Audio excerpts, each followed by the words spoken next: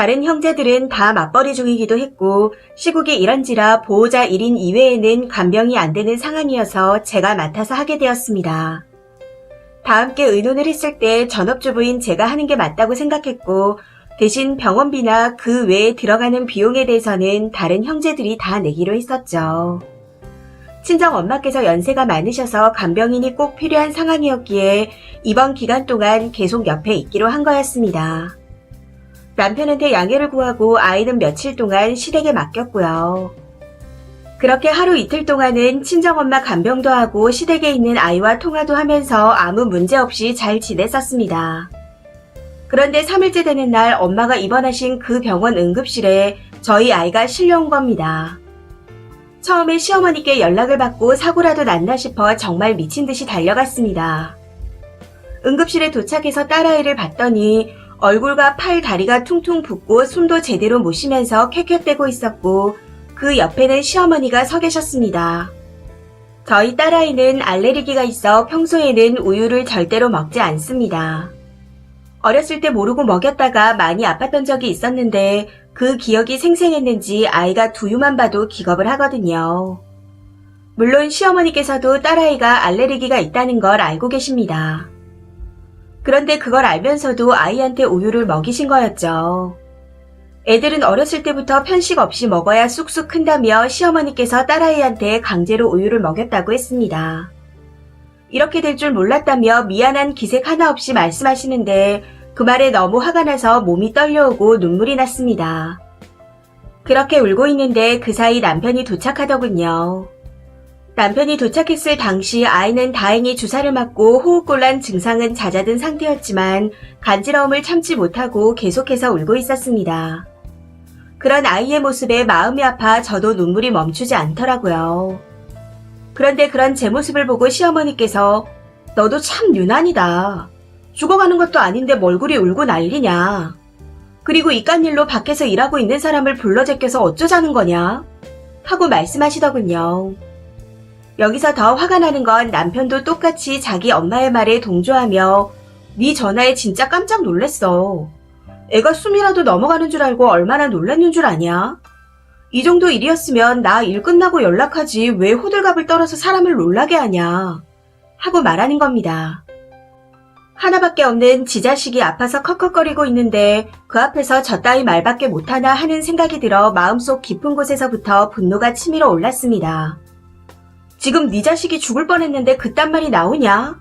하고 버럭 소리를 질렀더니 돌아온 대답은 오바하지 마. 이 한마디 뿐이더군요. 그래서 그냥 똑같이 해주기로 했습니다. 남편이 복숭아 알레르기와 새우 알레르기가 있거든요. 친정 엄마께서 퇴원하시던 날 집에 들어가기 전 마트부터 들려 복숭아 한 박스를 구매했습니다. 그리고 그날부터 간식으로 복숭아 잼을 바른 샌드위치와 후식으로는 무조건 복숭아를 깎아줬어요.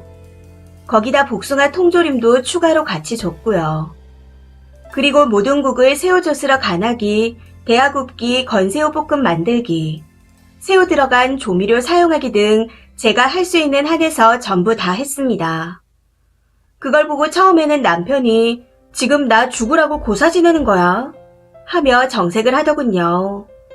그래서 정말 아무렇지 않게 웃으며 말했습니다. 왜? 나도 어머니한테 배운 거야. 편식 없이 먹어야 쑥쑥 크지. 그러니 당신도 편식하지 말고 많이 먹어. 하고요. 제 말에 남편은 입을 꾹 다물고는 맨밥에 물을 말아서 김치야 먹고 출근했고 퇴근 후에는 짜장면을 시켜 먹더군요.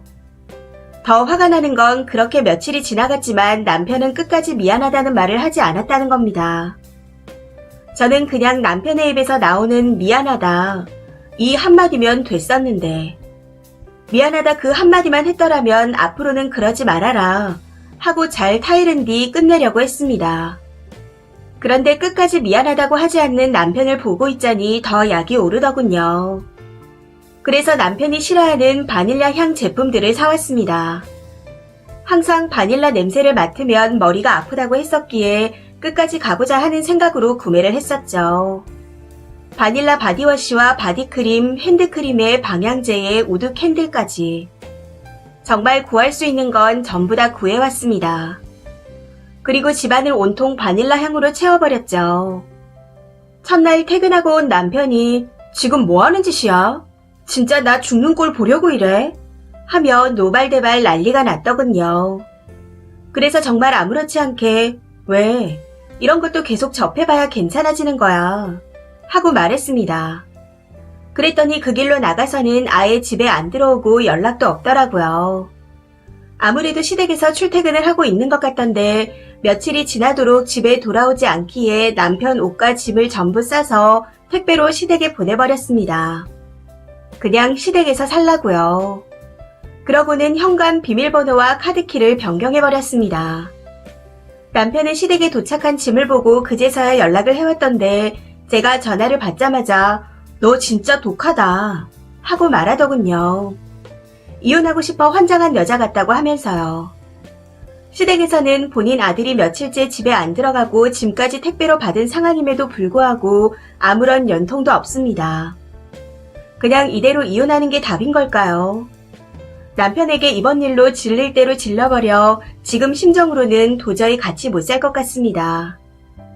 저는 정말 미안하다는 그 한마디면 다 됐었는데 제가 남편에게 마른 걸 바란 걸까요?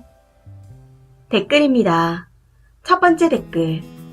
지 새끼 죽일 뻔 해놓고 뻔뻔스럽긴. 어디 뉴스에서 나왔는데 우유 알러지 있는 아이라고 학교에 미리 말해놨는데 카레 먹고 쓰러졌다고 하더라고요.